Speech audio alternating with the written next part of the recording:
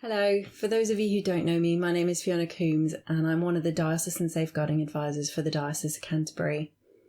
It's a long story, but last year I took up sea swimming and had started doing this also through the winter with a group of friends in a neighbouring town. When we went into lockdown in March, of course, all of that stopped, but I was able to start again when they said that we could be out for more than an hour a day. I now go and do this by myself most mornings. I'm naturally an early riser, and I find that the moments by myself before the five of us start trying to do work and school from home are really precious. We live by the coast and it's a short drive from my house to where I swim, and then it's just a very short walk from the car park to the beach. I often see that little walk as a means to an end. I often use the time to look at my phone or maybe check emails. But there was one particular morning a few weeks back when I was walking along and noticed that there was just this sparkle coming off the big grey rocks that jet out into the sea. Now, if you don't know anything about living by the coast or coastal erosion, apparently those are actually called wave breakers or water breakers. And they're made up of really big grey stones that normally serve no other purpose other than to literally break the waves to stop the coastal erosion. But on this morning, I had my back to the sun, and the glimmer coming off the rocks was like gold shimmering. It was too numerous to count, and I tried taking a picture, but it just didn't do it justice how much it was shining.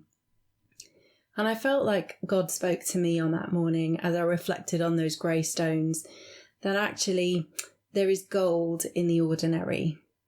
I largely don't take notice of the ordinary every day, but I really felt like the Lord spoke to me about if we're willing to notice, if we're willing to stop and allow His Spirit to shine on the ordinary, that it can become extraordinary and we can see the gold in the ordinary and the mundane.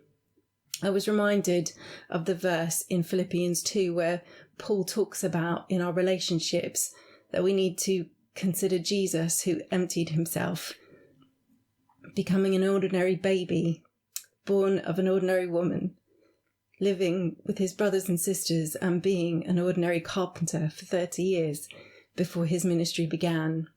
That he was obedient even to death on a cross, and it was then that God elevated him to the highest places. And Paul then goes on in verse 14 to encourage us. Do everything without grumbling or arguing, so that you may become blameless and pure, children of God without fault in a warped and crooked generation. Then you will shine among them like stars in the sky, as you hold firmly to the word of life. And then I will be able to boast on the day of Christ that I did not run or labour in vain.